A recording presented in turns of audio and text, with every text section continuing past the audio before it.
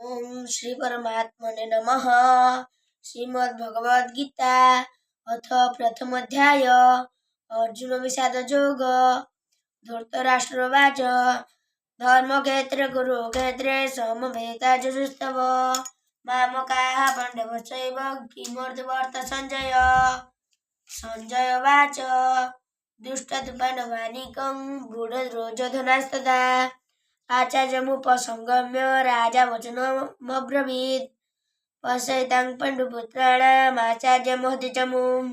मूढं द्रुपदपुत्रेण तव शिष्येण धीमता अत्र शोरामहेश्वासा भीमार्जुनो समायुधि युयुधान विराटश्च द्रुपदश्च महारथः दृष्टकेतुश्च कीर्तनः काशीराजश्च बीजवान्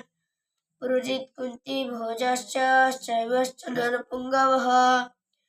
युद्धमनुश्च विक्रान्त उत्तमैजाश्च बीजवान् सौभद्रो द्रौपदयश्च सर्व एव महारथाः अस्माकं तु विशिष्टा जे तानि बोध द्विजोत्तम नायका मम सैन्यस्य संज्ञार्थं तान् ब्रवीमि ते भवान् भीष्मश्च कर्णश्च कृपश्च समितिजय अश्वत्थामा विकर्णश्च सौमदत्तिस्तव च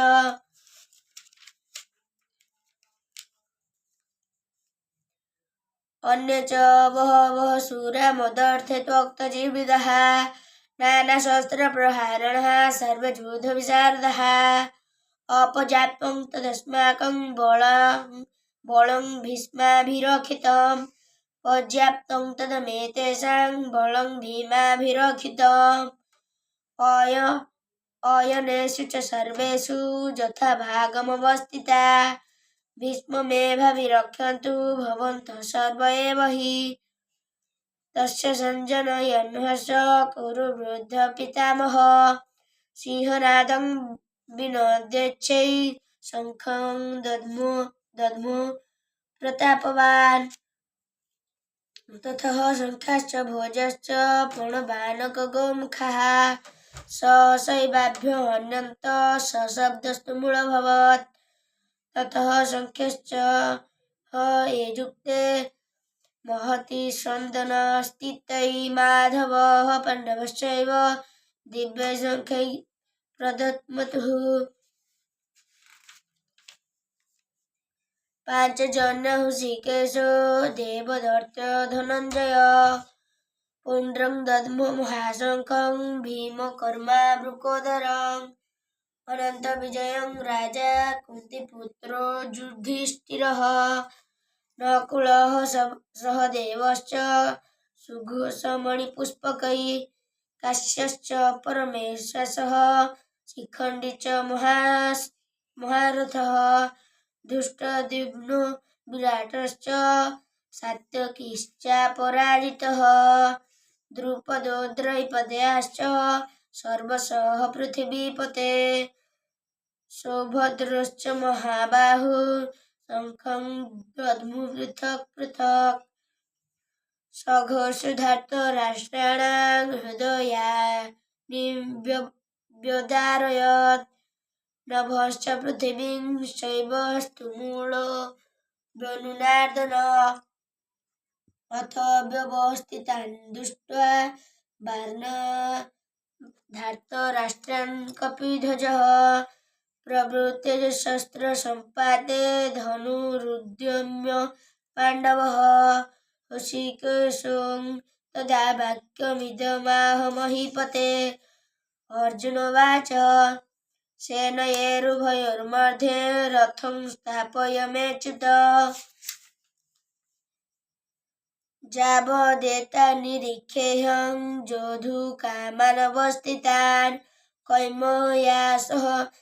योद्धव्यमस्मिन् रणसमुद्यमे योत्स्यमानान् वेक्षेऽहं जयतेऽत्र समागताः धार्तराष्ट्रस्य दुर्बुद्धे युद्धे प्रियश्चित्कार्षवः संजयवाच एवमुक्तो ऋषिकेशो गूढाकेशो न भारत सेनयोरुभयोर्मध्ये स्थापयित्वा रथोत्तमम् भीष्मद्रोण प्रमुखतः सर्वेषाञ्च महीक्षितान् उवाच पार्थ पश्येतान् समवेतान् कुरुनिति तत्र पश्यत् स्थितान् पार्थ पितॄनथ पितामहान् माचास्नातुलान् भ्रातॄन् वृत्तान् पुत्रान् सखीस्तथा श्वशुरान् सुहृदश्चैव सेनयोरुभयोरपि तान् समीक्ष्य स कौन्तेयं सर्वासान् बन्धून् वस्थितान् कृपया परयाविष्टो विषीदन्निदमब्रवीत् अर्जुनोवाच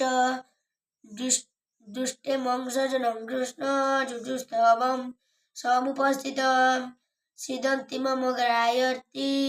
मुखं च परिशुष्यति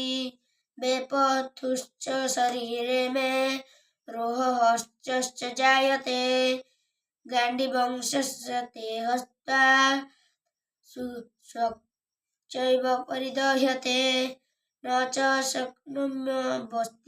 वस्तातुं भ्रमतीव च मे मनः निमित्तानि च पश्यामि विपरीतानि केशव न च श्रूये नुपश्यामि हत्वा सञ्जनमाहवे न काङ्क्षे विजयं कृष्ण न च राज्यसुखानि च किं नो राज्येन गोविन्द किं भोगै जीवितेन वा येषामर्थे काङ्क्षितं नो राज्यभोगसुखानि च तैर्मे वस्थितान् युद्धे प्राणान् त्यक्त्वा धनानि च माच्चाज्य पितरं पुत्रास्तव्य च पितामहा मातुलाः श्वशुराः पौत्राः शाला सम्बन्धिनस्तथा एतान् हन्तुमिच्छामि घ्नतोऽपि मधुसूदन अपि त्रैलोक्यराज्यस्य हेतो किं नु मही कृते निहत्य धृतराष्ट्रान् का प्रीतिः जनार्दन पापमेवाश्रये युक्ता ये तस्मान् हत्यन्तनाततायिनः तस्मान्नाहन्त्यु धृतराष्ट्रान् सबार्धवान् सञ्जनं हि कथं हत्वा सुखी न श्याम माधव यद्यपेते न पश्यन्ति लोभोपहत चेतसः कुलक्षयकृतं दोषं मित्रद्रोहे च पातकं कथं न ज्ञेयमस्माभिः पापदस्मानि वर्तितुं कुलक्षयकृतं दोषं प्रपश्यन्ति जनार्दन कुलक्षये प्रणश्यन्ति कुलधर्मा सनातनः धर्मे नष्टे कुलं कृष्ण मधर्मो विभवर्त्युत अधर्माभिभवात् कृष्ण प्रदुष्यन्ति कुलस्यः शिशु दुष्टासु वार्ष्णेय जायते वर्णशङ्करः शङ्कर नरकायैव कुलघ्नानां कुलस्य च पतन्ति पितरो ह्यस्य लुप्तपिण्डोदकज्ञाः दशैतैरेतैः कुलघ्नानां वर्णशङ्करकारकैः उत्पाद्यन्ते जातिधर्मा कुलधर्माश्च शाश्वतः उत्तनकुलधर्माणां मनुष्याणां जनार्दन नरकेन तङ्वासो भवत्यनुशुष्म अहोवत महत्पापं कर्तव्यवसिता वयं यद्राज्यसु लोभेन हन्तु सज्जनमुद्यतः यदि मम प्रतिकारम सहस्रसहस्रप्राणयः धार्तराष्ट्राणो हन्तुस्तन्मुख्यमतरं भवेत् सञ्जय उवाच एवमुक्तार्जुनः सङ्ख्ये रथोपस्थोपाविशत् विसृज्य शरं चापं शोकसः विघ्नमानसः ओम तत्सदिति श्रीमद्भगवद्गीता गीतासुपनिषत्सु ब्रह्मविद्यायां योगशास्त्रे श्रीकृष्णार्जुनसंवादे अर्जुनविषादयोगो नाम प्रथमोऽध्यायः।